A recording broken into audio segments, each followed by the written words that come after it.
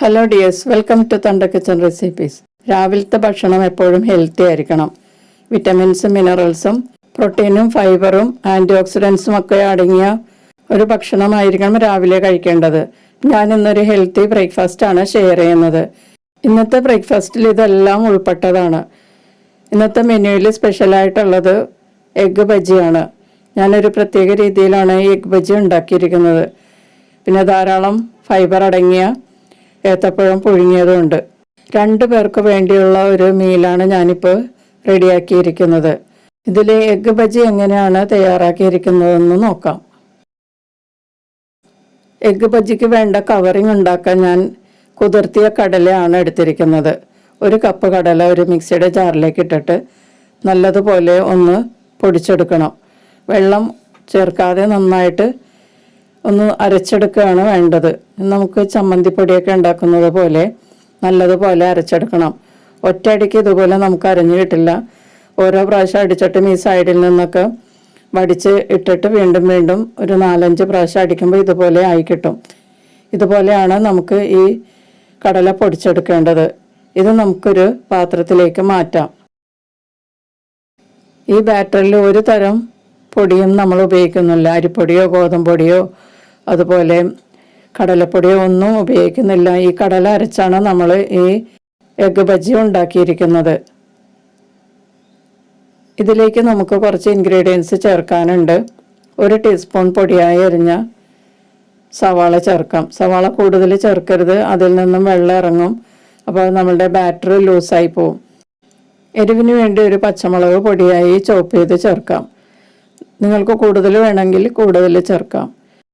1/2 teaspoon പൊടിയായി അരിഞ്ഞ ഇഞ്ചിയും 1 teaspoon പൊടിയായി അരിഞ്ഞ വെളുത്തുള്ളിയും ചേർത്ത് കൊടുക്കാം. വെളുത്തുള്ളി കൂടുതൽ വേണം, ഇഞ്ചി കുറച്ച് മതിയാകും. 1 ടേബിൾ സ്പൂൺ പൊടിയായി അരിഞ്ഞ കോറിയാണ്ടർ ലീവ്സ് ചേർത്ത് കൊടുക്കാം. ഇനി ഇതിലേക്ക് ആവശ്യത്തിനുള്ള ഉപ്പ് ചേർക്കാം. ഇതെല്ലാം കൂടി നല്ലതുപോലെ കൈകൊണ്ട് നന്നായിട്ട് കുഴച്ചെടുക്കുക.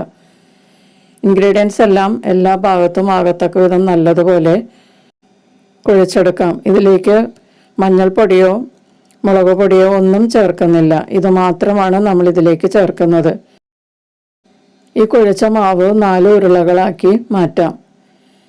ഈക്വലായിട്ടുള്ള 4 ഉരുളകളാക്കി ഉരുട്ടി മാറ്റിവെക്കാം.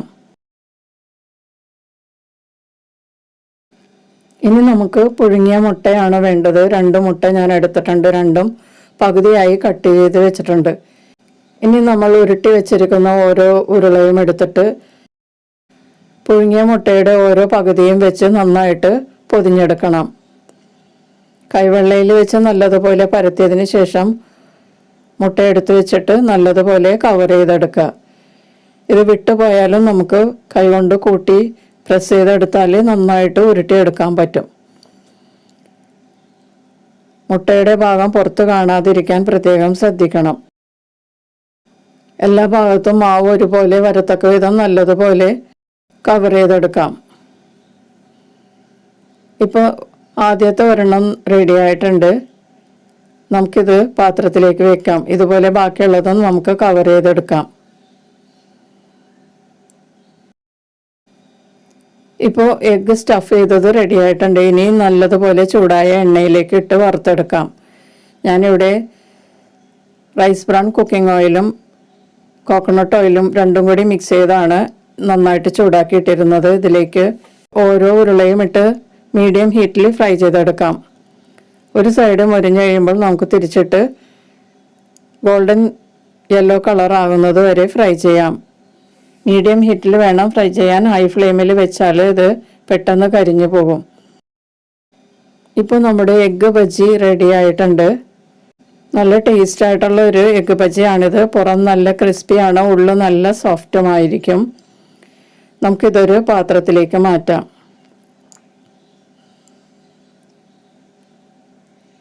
അപ്പോൾ വളരെ ഹെൽത്തി ആയിട്ടുള്ള ബ്രേക്ക്ഫാസ്റ്റ് റെഡി ആയിട്ടുണ്ട്. രാവിലെ ഒരു എഗ്ഗ് കഴിക്കുന്നത് എപ്പോഴും നല്ലതാണ്. ധാരാളം പ്രോട്ടീനും കാൽഷ്യം നമുക്ക് ഇതിൽ നിന്ന് കിട്ടും. അപ്പോൾ വളരെ ഹെൽത്തി ആയിട്ടുള്ള ഈ ബ്രേക്ക്ഫാസ്റ്റ് മെനു എല്ലാവർക്കും ഇഷ്ടപ്പെട്ടു എന്ന് വിചാരിക്കുന്നു. വീഡിയോ ഇഷ്ടപ്പെട്ടാൽ ലൈക്ക് ചെയ്യും ഷെയർ ചെയ്യുകയും ചെയ്യുക. നിങ്ങളുടെ അഭിപ്രായങ്ങളും നിർദ്ദേശങ്ങളും അറിയിക്കുക. മറ്റൊരു റെസിപ്പിയുമായിട്ട് വീണ്ടും കാണാം. Thank you.